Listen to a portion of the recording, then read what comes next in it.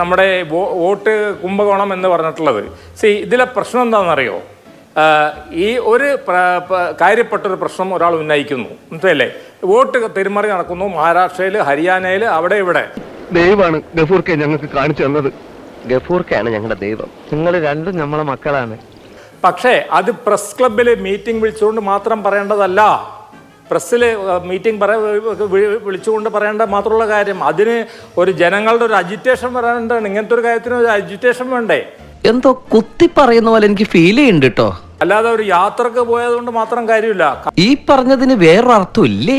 അപ്പോൾ ഇത് അജിറ്റേഷൻ. നമ്മളൊരു കാര്യം ഉന്നയിക്കുമ്പോൾ നമ്മൾ അതിൻ്റെ ഒരു അന്തിമമായിട്ടുള്ള ഒരു സ്റ്റേജിലോട്ട് എത്തിക്കണ്ടേ? അല്ലാതെ നമ്മളൊരു കാര്യം ഉന്നയിക്കുക, പ്രസ് മീറ്റിന് ഒരു കാര്യം ഉന്നയിക്കുക, അല്ലെങ്കിൽ എന്താണ് മാധുവിനെയും നമ്മുടെ അഭിലാഷിനെയും വിളിച്ചുകൊണ്ട് ഇത് ഉന്നയിക്കുക, പിന്നെ നമ്മളെ കാണാതെ ഇരിക്കുക. ഇവനെ സൂക്ഷിക്കണം. അവന്റെ കണ്ണിൽ എന്തോ തീക്ഷ്ണതയോടെ കത്തുന്നു. അവന്റെ വാക്കിന് സൂചിവിനയുടെ മൂർച്ച.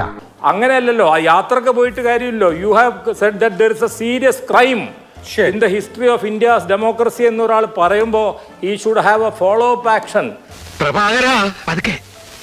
എന്നെ ആപ്പിലാക്കാതെ അനന്തൻ എത്രയും പെട്ടെന്ന് ഒന്ന് സ്ഥലം വിടണം. His party also should have a follow up action to prove that. അതിന് പകരമായിട്ട് അത് പറഞ്ഞുകൊണ്ട് പിന്നെ വേറെ കാര്യങ്ങളിലോട്ട് പോയി കഴിഞ്ഞാൽ തീർച്ചയായിട്ടും ക്രെഡിബിലിറ്റിനെ ബാധിക്കൂലേ? നന്നായിട്ടുണ്ട്. ഒരായുസ് മുഴുവൻ മേക്കണോ എന്റെ അടി കൊണ്ട് നടന്നാലും അവസാനം അറവ് കത്തി തന്നെ കഴുത്തില്. നമ്മളില്ലേ ഒന്നില് പഠിപ്പും വിവരമുള്ള നിങ്ങളെപ്പോലുള്ള ആളുകൾ മാണിക്കത്തോളം ചെറുതാണ്, അല്ലെങ്കിൽ പള്ളിക്കൂടം കാണാത്ത മാണിക്യം നിങ്ങളോളം വലുതാകണം.